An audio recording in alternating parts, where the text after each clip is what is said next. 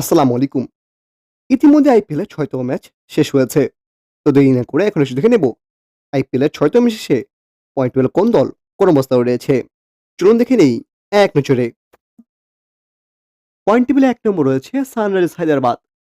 এখন পর্যন্ত ১ ম্যাচ খেলে ১টি ম্যাচে জয়ের ফলে এবং ১ ম্যাচে না হারার ফলে তাদের পয়েন্ট এখন ২ এবং তাদের নেট রান রেট +0.২.২০০। পয়েন্টে ২ নম্বর রয়েছে রয়্যাল চ্যালেঞ্জার্স বেঙ্গালুরু। এখন পর্যন্ত ১ ম্যাচ খেলে ১টি ম্যাচে জয়ের ফলে এবং ১ ম্যাচে না হারার ফলে তাদের পয়েন্ট এখন ২ এবং তাদের নেট রান রেট +২.১৩৭। পয়েন্ট টেবিলে ৩ নম্বর রয়েছে পাঞ্জাব কিংস।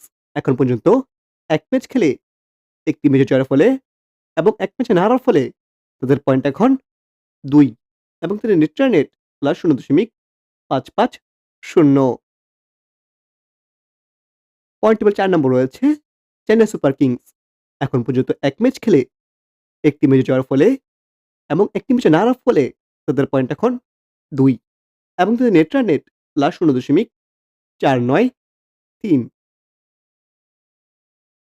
পয়েন্ট টেবিলে ৫ নম্বর রয়েছে দিল্লি ক্যাপিটালস।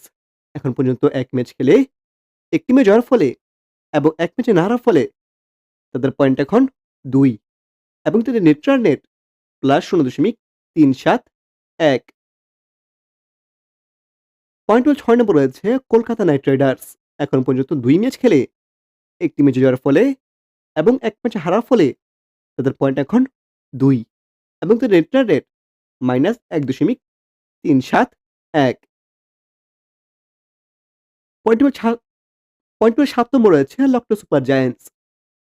এখন পর্যন্ত ১ ম্যাচ খেলে ১টি ম্যাচ হারার ফলে তাদের পয়েন্ট এখন ০ এবং তাদের নেট রান রেট -০.৩৭১। পয়েন্ট টেবিলে ৮ নম্বর রয়েছে মুম্বাই ইন্ডিয়ান্স।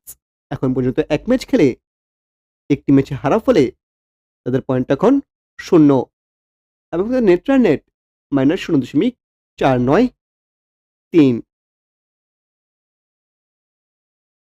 পয়েন্ট ৯ নম্বর রয়েছে গুজরাট টাইটান্স। এখন পর্যন্ত ১ ম্যাচ খেলে ১টি ম্যাচে হারার ফলে তাদের পয়েন্টও ০ এবং তাদের নেট রান রেট -০.৫৫০।